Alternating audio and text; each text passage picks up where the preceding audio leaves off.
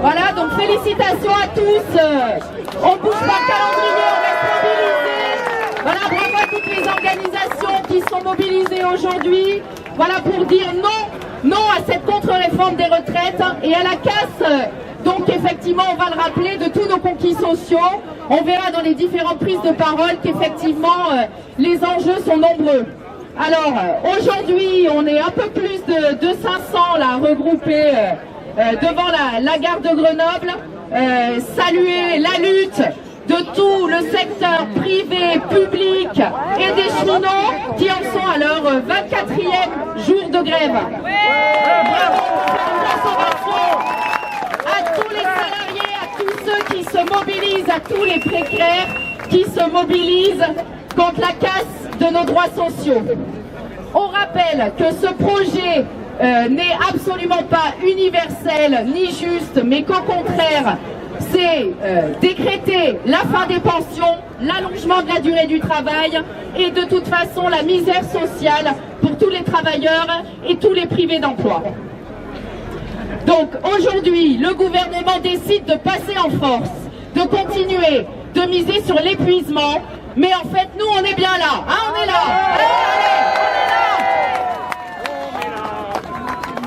Ce passage en force, jouer sur le pourrissement, on le voit, on est debout, on est libre et on luttera tant qu'il le faut. Donc sur les prises de parole, on s'est dit effectivement, on va laisser la place aux cheminots, aux gilets jaunes, mais il y a des tas d'autres secteurs qui ont aussi à prendre la parole pour signifier qu'on est sur une régression totale si on ne se mobilise pas, que ce soit sur la question du service public dans sa généralité, ou que ce soit à l'hôpital ou dans d'autres secteurs clés pour nos vies, pour pouvoir vivre dignement. Alors, je ne vais pas monopoliser, je vais appeler Steph. J'ai pas bien compris, on n'est pas ici pour soutenir la grève des cheminots, c'est pas la grève des cheminots, hein. On est d'accord? On est tous en grève pour la même chose. Et pas seulement contre les retraites. Le système de retraite, c'est le point qui cristallise, mais c'est tout ce système-là qu'on dénonce. Donc, les cheminots, la meilleure des solidarités, c'est évidemment que tout le monde organise sur son lieu de travail des assemblées générales pour se mettre en grève, parce qu'il n'y a que comme ça, tous ensemble, qu'on arrivera à les faire plier. C'est pas facile, 24 jours de grève. Là, c'est les vacances, on a tous autre chose à faire, profiter de la famille, etc., dans ces moments de fête. Et pourtant, on est encore là. On est encore là parce que l'enjeu, il est important. C'est, à la limite, ici, on est plus ou moins tous convaincus. Moi, j'ai envie de m'adresser aux autres, à ceux qui n'y croient pas, à ceux qui sont capitalistes. Il y en a des capitalistes. Mais même si tu es pour le retour sur investissement, tu peux faire 50 jours de grève, tu l'auras toujours amorti sur tes 10 années de retraite. Il n'y a pas à hésiter un instant.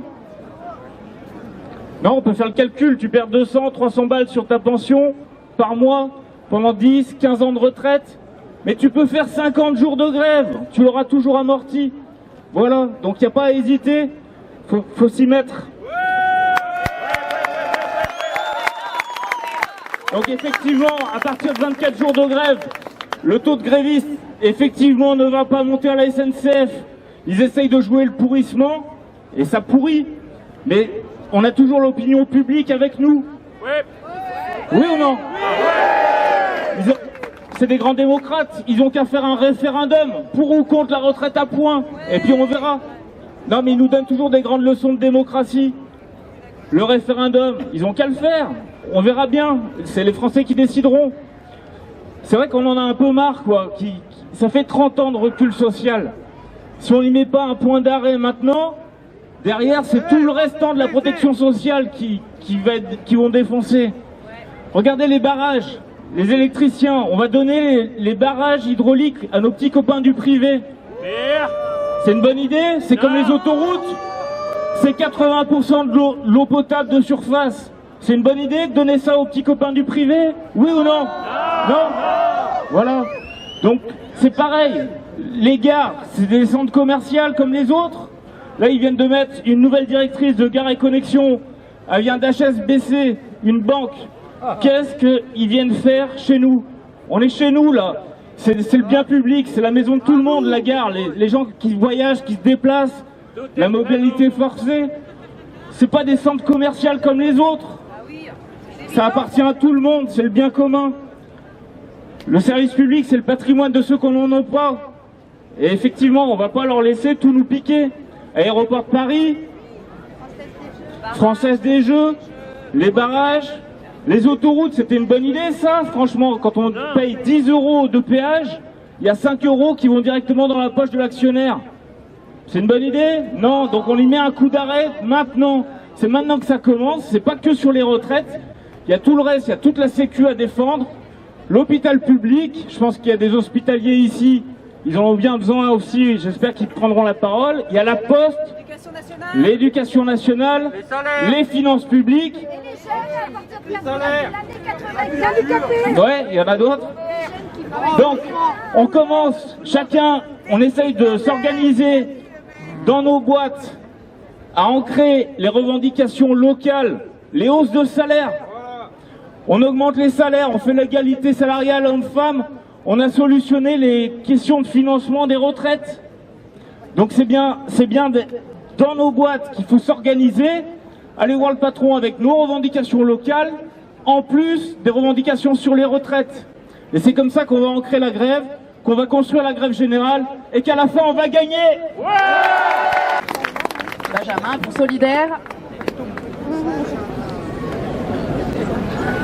Ça marche comme ça? C'est bon? Je vais pas être très long parce qu'en fait tout a été presque dit. On a un gouvernement qui a qu'un seul projet sur les retraites. On est tous dans plein de secteurs d'activité différents. Moi personnellement je suis à l'éducation nationale. J'étais 15 jours en reconductible avant les vacances. Je suis encore en mouvement pendant les vacances et je serai encore en reconductible à la rentrée. Parce qu'il ne faut pas se leurrer. On a pour moi 3 objectifs. Le premier, c'est de continuer la bataille de l'opinion publique. Continuer les manifestations, continuer les actions, continuer les diffs de tracts, continuer de mettre des banderoles partout. Il faut que la ville, elle sache qu'on est Grenoble en lutte, Grenoble révoltée. Ensuite, on a évidemment les caisses de grève qu'il faut abonder. Il va falloir le faire pour qu'on envoie vite de l'argent parce que là, les salaires vont commencer à diminuer pour ceux qui sont en grève reconductible. Mais il ne faut pas se leurrer. Nous ne faisons pas 2010. Ne faisons pas la grève par procuration. Ça ne sera pas que les cheminots, quelques profs ou quelques autres secteurs. C'est tous ensemble, en grève générale. On doit convaincre dans la rue, sur les ronds-points, dans nos familles. À partir de la rentrée, dès le mois de janvier, nous nous mettons en grève reconductible et nous faisons du 9 janvier une putain de grosse révolte sociale.